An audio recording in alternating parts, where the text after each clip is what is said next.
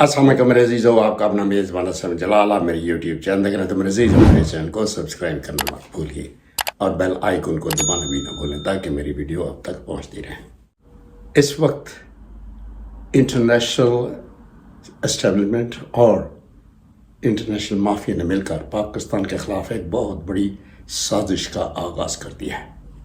आप अच्छी तरह जानते हैं मेरे अजीज़ों कि इस नवाज शरीफ को ज़बरदस्ती हाथ पांव बांध कर पाकिस्तान में इसलिए लाया गया ताकि ये अंदरून मुल्क में आकर पाकिस्तान के टुकड़े टुकड़े कर दे। और एक बहुत बड़ी साजिश की जा रही है मेरे अजीज़ों, और हमारी इस्टेब्लिशमेंट इसमें पूरी मुलव्वस है।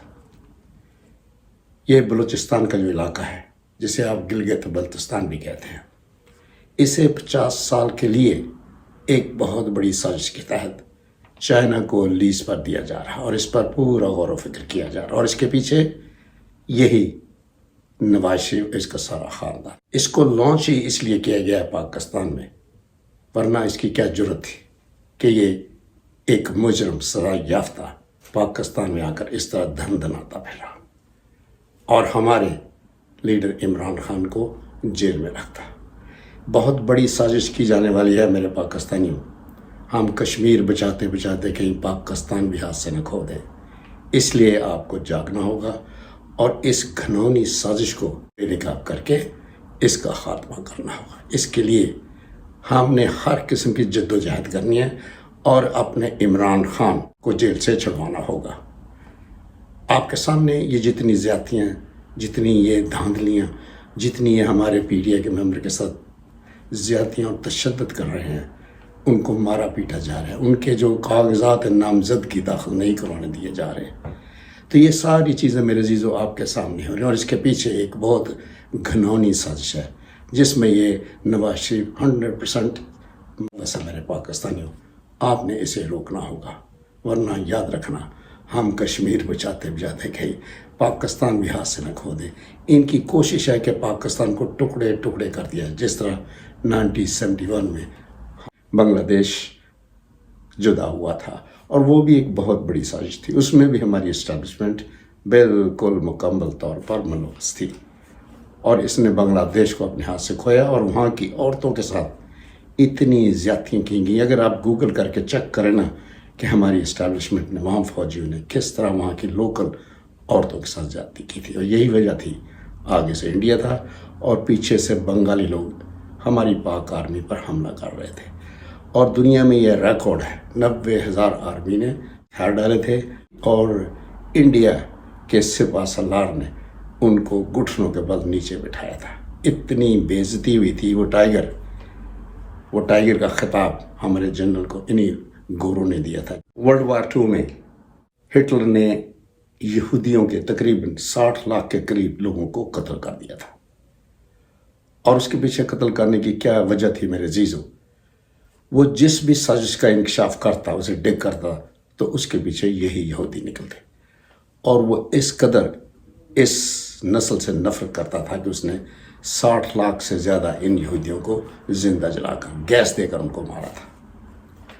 और उस वक्त ये एक बहुत बड़ा एक बहरी जहाज़ बनकर फ़लस्तीन की ज़मीन पर पहुंचा और फ़लस्तीन के लोगों ने इन पर तरस खाकर इनको बना दी।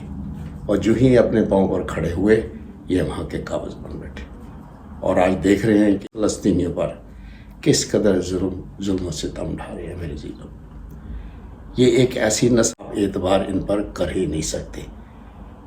ये जिस थाली में खाते हैं मेरे जीजों, मेरे हमवतनों, उसी को ही डसते हैं। तो आपको बहुत केयरफुल रहना होगा।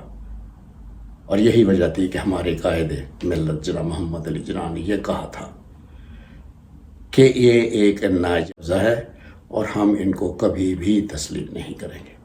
और ये जो हमारे chief of army Asim Munir साहब भी यही एजेंडा लेकर अमेरिका से अभी वापस आए। लेकिन ये जो चाहे कर लें, हमारे इस्लाम में, हमारे कुरान में, हमारे नबी करीम सल्लल्लाहु अलैहि वसल्लम ने भी इसकी बिशारत की थी कि पाकिस्तान दुनिया का वाहिद इस्लामी मुल्क है जो इस्लाम के नाम पर बना और ये रहती दुनिया तक ता क़यामत ये कायम और दायम रहेगा। आज इरशाद भट्टी एंकर ने इस शरीफ ख़ानदान के चेहरे से बिल्कुल नकाब उतार दिया है اور اس نے کہا کہ دنیا میں کوئی ایسی مثال نہیں ملتی کہ ایک سزا یافتہ شخص کو پاکستان میں بلا کر اسے چوتھی دفعہ وزیر اعظم بنانے کی کوشش کی جا رہی ہے۔ یہ وہ شخص ہے میرے عزیزوں کہ دنیا کا سب سے بدترین شخص ہے اور ہمارے پاکستان کا سب سے بڑا دشمن۔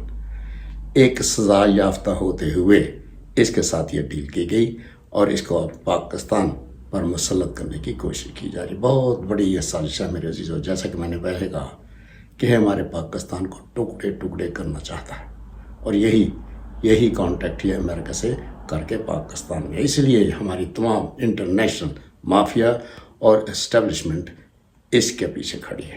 بہت بڑی سازش ہے میرے عزیزوں، اس سازش کو ہمیں ضرور ناکام بنانا ہوگا۔ کیا دنیا بھر میں آپ کو کوئی ایسی مثال ملے گی کہ ایک سزا یافتہ کو پہلے 8 ہفتے کے لیے گھر بھیج دیا اور پھر علاج کروانے کے لیے اسے فارن کنٹری انگلینڈ بھیج دیا؟ دنیا میں آپ کو کہیں یہ مثال نہیں ملے گی اور یہی وجہ ہے میرے عزیزوں ہماری عدالتوں کی بدنامی کی وجہ۔ 138 سے جم کر کے 140 نمبر پر ہماری عدالتیں آ چکی ہیں اور یہ انکشاف انٹرنیشنل میڈیا نے بھی کیا ہے۔ یہ وہ خاندان ہے جس نے کبھی آج تک ہماری پاکستانی قوم کے لیے کوئی اچھا نہیں کیا۔ ان کی حد الوسع یہی کوشش ہوتی ہے وزیر اعظم بنے، ملک کو لوٹ کر یہاں سے فرار ہو جائے۔ ان کی ہسٹری چیک کر لیجئے، یہ جب سے بھی سیاست میں آئے ہیں ان کا یہی رویہ رہا۔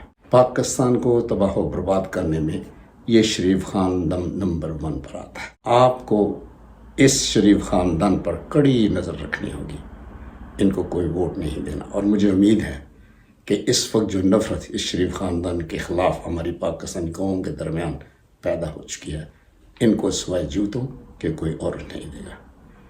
تو میں اپنی پاکستانی قوم کو پھر دوبارہ یہی التجا کروں گا کہ آپ نے اپنے بچوں کا اور پاکستان کے مستقبل کو مد نظر رکھنا ہے اور پھر ووٹ دینا ہے۔ جو حقیقت میں آپ کا لیڈر ہو، جو ہمارا محب الوطن ہو، جو ہمارے پاکستان کی فیور میں بات کرتا ہو، آپ نے اس کو ووٹ دینا ہے۔